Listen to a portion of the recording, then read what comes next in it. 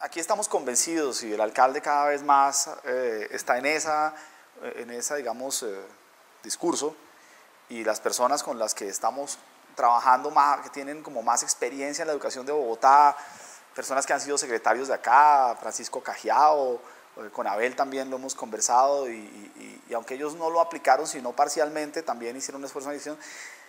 Creemos, y yo pues soy un convencido de eso, que los seres humanos aprendemos lo que nos interesa, y si me la pone más difícil, lo que nos conviene. Entonces, usted en 5 minutos, en media hora, en 20 minutos de una experiencia significativa para su vida, bien reflexionada, bien convertida en una herramienta de aprendizaje, puede transformar su percepción, su información y su conocimiento y su saber sobre algo, más que en horas y horas de cosas que están desconectadas de sus intereses. Con recursos públicos se paga la educación de 1 millón, un poquito menos de 1 millón, de niños, niñas y jóvenes entre el grado 0 y el grado 11. ¿Sí? 1 millón. En realidad la matrícula va a ser como 980.000. Ese millón son 850.000 en instituciones educativas del distrito, 50 y pico mil en colegios en concesión y 100 y tantos mil, 100 y piquito en colegios privados, en los cuales se pagan cupos por convenio. Ese es nuestro millón. Y la ciudad tiene 1,5 millones de estudiantes en esos grados, o sea que hay otros 500.000 adicionales en colegios privados donde los padres de familia sufragan los costos, que no son solamente de clase media y media alta, son también colegios populares.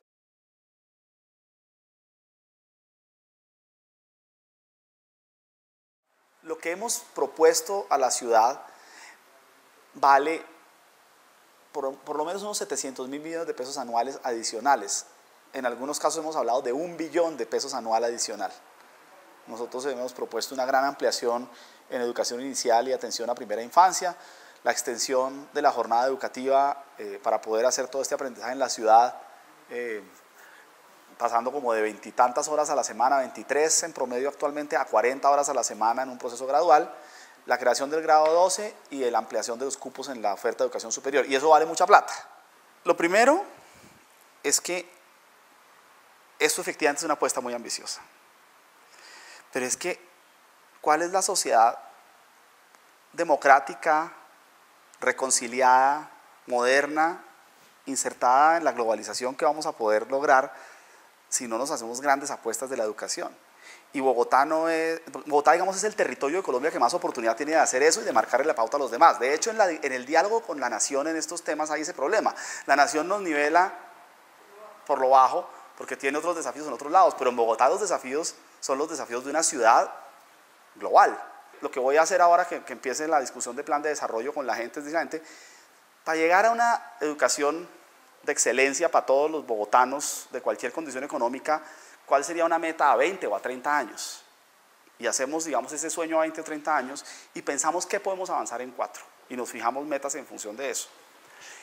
El tema de educación inicial, ahora para ir tema por tema, es indiscutiblemente la prioridad. La extensión de la jornada es una cosa cuyas metas tenemos que ajustar con precisión, porque aquí sí estamos en el entorno de la complejidad absoluta. Complejidad intersectorial, complejidad cultural con los maestros, complejidad con los padres de familia, que si no participan de esto no va a funcionar, de todo, transporte, más alimentación, temas de infraestructura. En 3 meses le digo cuál va a ser realmente el ritmo de expansión, el alcance, etc. Luego, para la educación media, lo que hoy son los grados 10º y 11 y el famoso grado 12, lo que pasa es que el país no tiene modelo. O sea, la verdad es que hoy en día un chino llega a 9º, termina su educación obligatoria, y el 10 y 11 son una extensión un poco harta, hay muchas presiones para irse a trabajar, no hay claridad qué va a pasar después del 11, para dónde es que voy. Entonces como un momento sin un destino claro. Y si usted mira los modelos internacionales, que es lo que nos podemos referir, porque no podemos referirnos a modelos nacionales porque no hay. Cuando el país hizo un crédito gigantesco del Banco Mundial para crear los INEM, después otro día vino y dijo que eso era muy caro y lo acabó, en vez de reformarlo, por ejemplo. Pues sí, evidentemente aprender soldadura o metalmecánica o esas cosas hoy en día pues no tiene mucho sentido en el colegio, pero sí se podían haber creado unos énfasis fuertes, etc. Y lo que se hizo fue marchitar los INEM. Entonces no hay modelo de educación media, pero uno mira que qué pasa con el instituto en España, qué pasa con la formación francesa, con la americana, etc. Y lo que nosotros tenemos es que construir un modelo con base en eso. México tiene un buen modelo, Chile. Y ese modelo es especializar la media. Entonces, 10, 11, grado de bachiller a los 11, porque no va a ser obligatorio el grado 12, sino opcional, y un 12º año generarían una educación media parecida a lo que ha mostrado resultados en el mundo. Siempre y cuando logremos que de ahí salgan para arriba, salgan o para una formación técnica y tecnológica de excelencia, o para una universidad de calidad, o que si se van al trabajo sean más productivos. 2,3 billones de pesos de la Secretaría de Educación. Si uno le agrega a la Universidad Distrital, etcétera, pasa de 2,5 billones de pesos. Nosotros pasamos una propuesta con unas pequeñas adiciones presupuestales para el primer semestre, pero el Consejo devolvió el presupuesto. Por lo tanto, no consideró nuestras adiciones y la alcaldesa aprobó el presupuesto como ella misma lo presentó. Es un presupuesto que mantiene la inercia. Nosotros vamos a ampliar el presupuesto.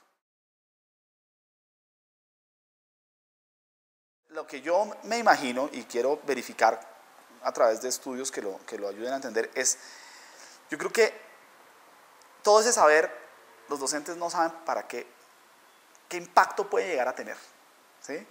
Y están desempoderados dentro de la institución educativa. Yo sí lo he visto en mi vida, digamos, antes de estar aquí en la Secretaría, yo veía que uno a veces llegaba a un pueblo, no es el caso de Bogotá, buscaba al líder comunitario de no sé qué cosas para un tema específico, se encontraba un señor, con el señor tenía un diálogo interesantísimo sobre política, democracia, cualquier cosa. Ese señor estaba vinculado a organizaciones sociales, era líder del Cabildo Verde, tenía una acción política concreta, etc. Bueno, uno hablaba con él, salía muy satisfecho de ese líder comunitario, y uno después se iba a la escuela y de pronto se encontraba al mismo señor. Y ese señor allá era otro señor, ¿sí? Manifestando otra cultura política. Yo creo que, por el contrario, entre más vinculado esté el profesor con su entorno, más fácilmente va a poder ejercer su propio rol, incluso si es un profesor de física o de cualquier cosa. Primero, porque va a poder entender qué es una educación pertinente para sus muchachos. Segundo, porque va a poder ver la dimensión integral del proceso de aprendizaje del muchacho y no solamente de la disciplina que le está transmitiendo. Pero yo creo que lo más importante del asunto es porque esta ciudad, en sus sectores populares, ¿sí?, tiene todavía que jugársela por transformaciones culturales muy fuertes. Y ahí el liderazgo de los maestros tiene que suceder.